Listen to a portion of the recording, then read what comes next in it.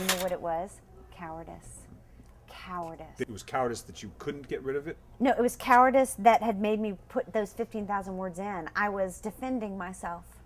Defending yourself personally. Defending my personal self. Okay. Guys in Alabama, here's the premise, okay? This young girl makes a deal with God when she leaves Alabama to go off to school in Chicago.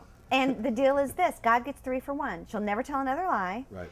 She'll stop fornicating with every boy she meets, and she'll never set foot back in Alabama. All God has to do is keep the body of the man she killed hidden. Right. I didn't want to put in fornicating. Because why? A good Southern girl doesn't... Because Arlene, there was plenty of fornicating in there already. She had been, this book moves back and forth through the past and the present, and I just, I thought my mother's going to read this, and I had put in these scenes, these very sort of rowdy scenes, and I thought, and so I have her going to Alabama, and she's telling a lie every 15 minutes. We're breaking this deal. She and her boyfriend stop in the middle of the book, turn this way, go to Florida, get married, have sex that is approved of by the Lord and the United States of America. Then they turn back around, get back on the road, and drive. And my friend said, and Lydia, my critic said, "You stinking coward.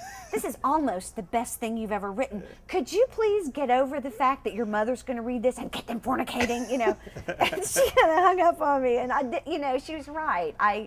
I took that whole section out of the book. Fornicating. She did. Oh, she did. She's mocking me. Oh, okay, all right. Okay. She said it to mock me. She was like, because they did have sex. They were, but they had, sex my mother wouldn't mind them having. Sex the President of the United States had put his seal on. You poor woman. So you did away with that. Yeah, of course. And it's a book. It's a much better book, and I'm proud of it. So I mean, I had cowardice issues before. I'm a coward. Well, apparently I brought a lot of fear to it that I didn't have before, because I didn't know. I mean, writing and publishing are two very different things. Right. And, I was a writer long before I was publishing. And if I ever stop publishing, I'll still be a writer. I'll write every day till I'm dead. I know that. So I brought a lot of cowardice to it that I didn't have before. I was scareder writing this book. But I also think that I was more, just on a craft level, I brought more awareness to it too. And although that exacerbated the cowardice and made me throw out a huge draft, a whole draft, when I actually sat down and write the book I wanted to write, I'd learned so much as a writer, that it was the most fun I had. When I cut Thalia loose and let her be who she wanted to be, and let Delop exist and let them go there and let it be the living place that it is, it was the most exhilarating. It's like you'd thrown off some shackle you'd put on yourself. Yeah. This book, I mean, I've lived in a small southern town for 10 years, and I've watched it really change into a American town. It's not southern anymore.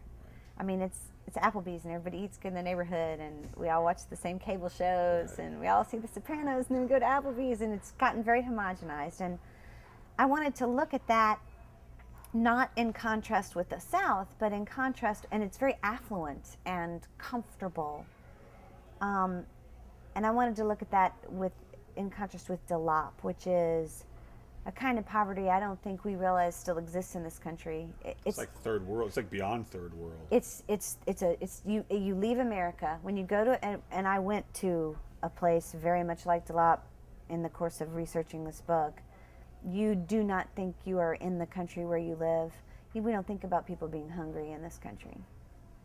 So absolutely. And I think that was where, in every book you have a personal connection. That was where my personal connection came in, because I had a grandmother who grew up in that kind of poverty, and it shaped her. Yes, for the love of God, separate writing and publishing. And I mean that in the most literal sense. Like, when you finish a book, don't send it out, and don't begin shopping it, and don't begin querying agents until you're working on the next book, and your heart and your guts are in the next book, and this book is now finished, a product, not your left leg. Nobody wants to sell their left leg, and if you send your left leg to someone and they say that leg sucks, it murders your soul. And if you can achieve that separation, you'll be so professional in your dealings that the publishing industry will find you delightful to deal with because you're not an emotional wreck, and it keeps your focus on the thing that you actually do. Publishing is something that other people who are very good at what they do for you and around you. This is what you do. This is where you keep your heart. Excellent. That's the first time that answer's been given on that question. Excellent. I win.